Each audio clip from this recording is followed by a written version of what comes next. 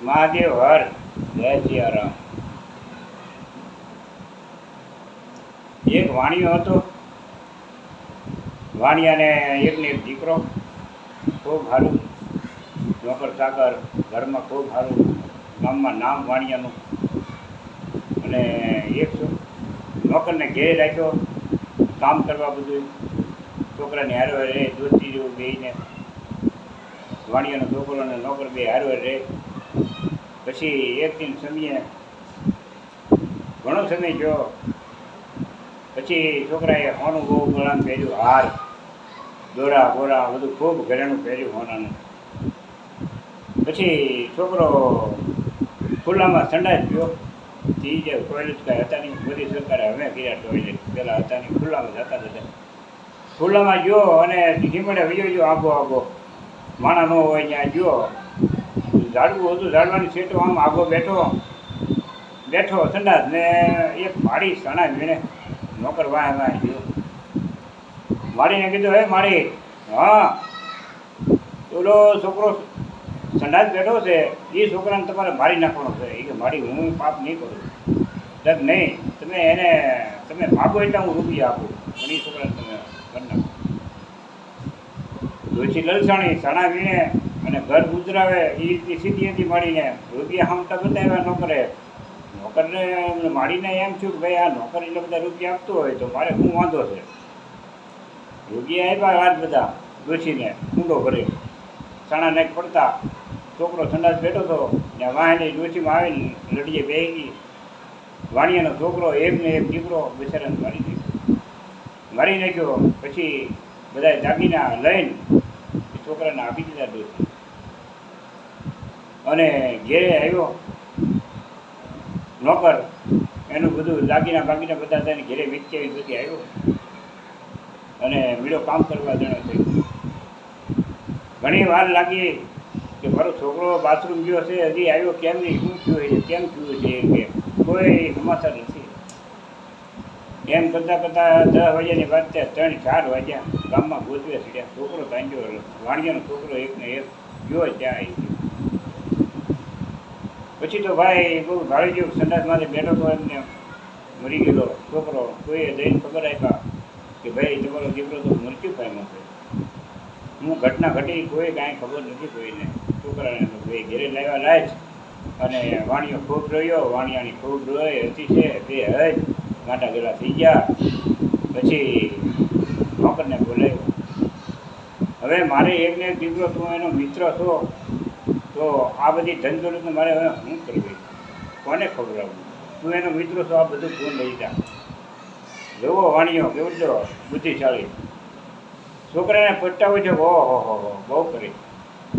મેં વાણિયાના છોકરાને બહાર નાખ્યો, છતાંય વાણિયો મને આ બધું દેવા તૈયાર થયો. જમીન જાગીર બધું હોનું ધન દોલત બધું દઈને અને સીતારામ બે માણા કરીને એ ગામ છોડીને નીકળી ગયા.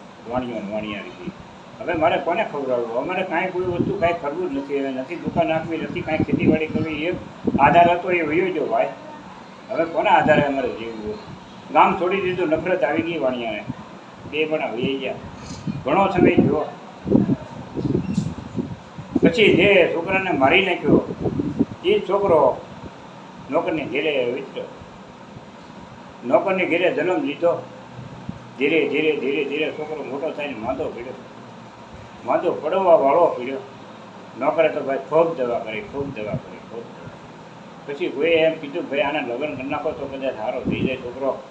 જે ઓલી ડોશી હતી સાણા વીણવા વાળી, એ છોકરી યારે એને સગાઈ થઈ છોકરાની.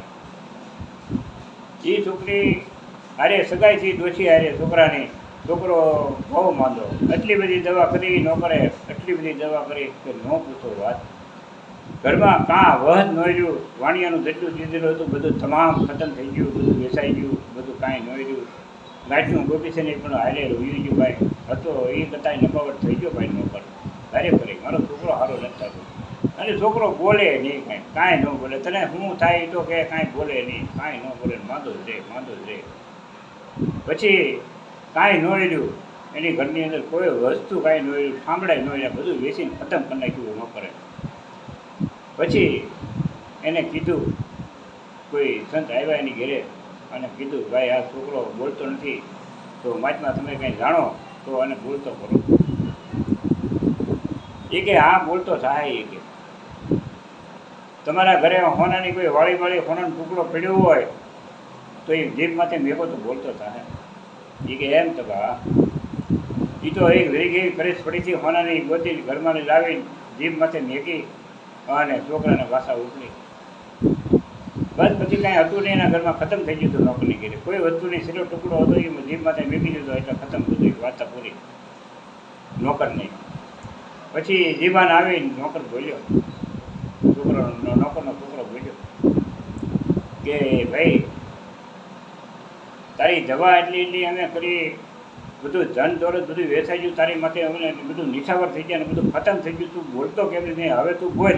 છોકરો બોલ્યો કે સાંભળી નોકર, હું વાણિયાનો છોકરો હતો, મારા બાપને હું એકને એક હતો, હું આશ્રમ ગયો હતો જંગલમાં નદીને હામા કાંઠે, અને ત્યાં તે ડોશીને કીધું હતું કે આને એટલા રૂપિયા આપું એ છોકરાને મત નહીં, કે મારીને મરાવી નાખ્યો મને, અને ઘરનું મારી પાસે હતું બધું તું લઈ ગયો લાલચમાં આવે.